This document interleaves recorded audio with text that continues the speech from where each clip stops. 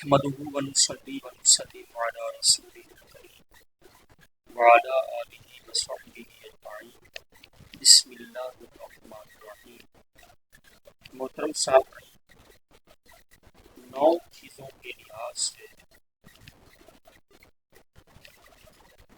عزت، اس حوالے سے ایک کی بات سنیے۔ حضرت سیدنا عمر بن خطاب رضی اللہ تعالیٰ مسلمانوں کے دوسرے شان والے خلیفہ، عظمت والے خلیفہ، ان سے روایت نبی کریم علیہ السلام نے ارشاد فرمایا من صلی فی اللیل، جو شخص رات کو اچھے طریقے سے نماز ادا کرے اللہ اس کو 9 چیزوں سے عزت بخشے گا۔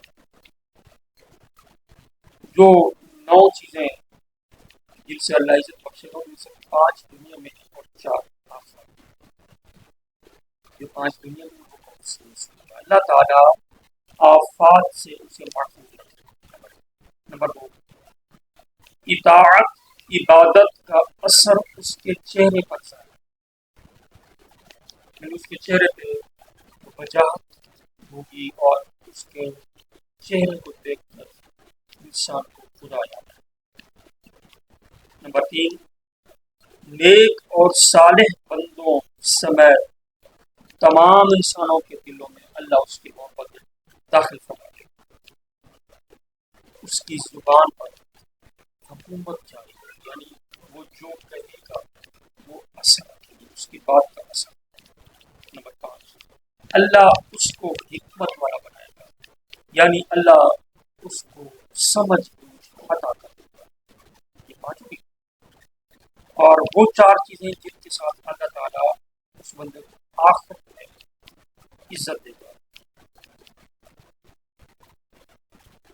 حقیقی عزت اور ذلت کیا ہے؟ کیا خوب کہا مرشد، آج بنتا ہوں معزز، جو کھلے حشر میں آئے رسوائی کیا اپنے رسول آیا۔ اللہ رسوائی سے بچا اس کو عطا فرمائے۔ آخرت میں عزت کے حوالے سے 4 چیزیں۔ نمبر 1، جب اسے قبر سے اٹھایا جائے گا تو اس کا چہرہ روشن ہوگا۔ نمبر 2، اس بندے پر حساب آسان ہوگا۔ اللہ ہمارا حساب بھی آسان ہے۔ اللہم حاسبنی حساب یسیرا حساب یسیرا۔ نمبر 3، پل صراط سے بجلی کی طرح تیزی سے گزر جائے گا، اور اپنی سنت